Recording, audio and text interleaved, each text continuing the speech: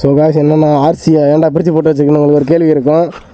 RC வண்டி எடுத்ததுலேருந்து வேலை தாங்க எனக்கு. வண்டி எடுத்ததுலேருந்து வேலை வச்சுக்கிட்டே இருக்கான். இப்போ என்ன கல்மேட்டு கழட்டிருக்கோம்னா வண்டியில் கூலண்ட் ஆயில் வேறு ரொம்ப கம்மியாகிடுச்சு. அதை பிடிங்கிட்டு மாற்றணும். வண்டிக்கு இன்ஜின் ஆயில் வேறு ரொம்ப லோவாகிட்டே இருக்குது. என்ன பிரச்சனையே தெரில. அதே மாதிரி ஏர் ஃபில்ட்ரு வந்து போன வாரம் மாற்றணும். தேவையாக ஏர் ஃபில்ட்ரு மாற்றணும். ஏர் ஃபில்ட்ருலாம் கழட்டி வச்சுட்டோம்.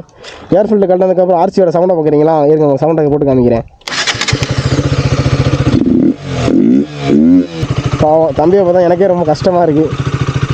எவ்வளோ தான் வேலை வச்சாலும் வண்டியை வேலை பார்க்கதான் தோணும். வண்டி கொடுக்க மனசே இல்லைங்க.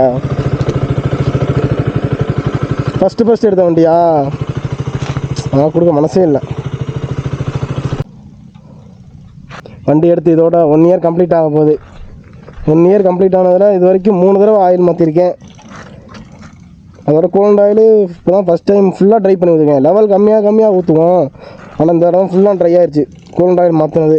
ஏர் ஃபில்ட்ரு அதே மாதிரி 2 சர்வீஸ்க்கு ஒரு தடவை மாற்றணும்னு சொல்லுவாங்க. நான் வந்து 3 சர்வீஸ்க்கு ஒரு தடவை இப்போ தான் ஏர் ஃபில்டரை மாற்ற போகிறேன். ஏர் ஃபில்ட்ரு சவுண்ட் ஆனால் உண்மையிலே பார்க்க செம்மையாக இருக்குங்க. ஏர் ஃபில்ட்ரு சவுண்டு கேட்குறீங்களா? நம்ம பழைய BS3 இருக்குமோ அதோட சவுண்டு மாதிரியே லைட்டாக கேட்கும்.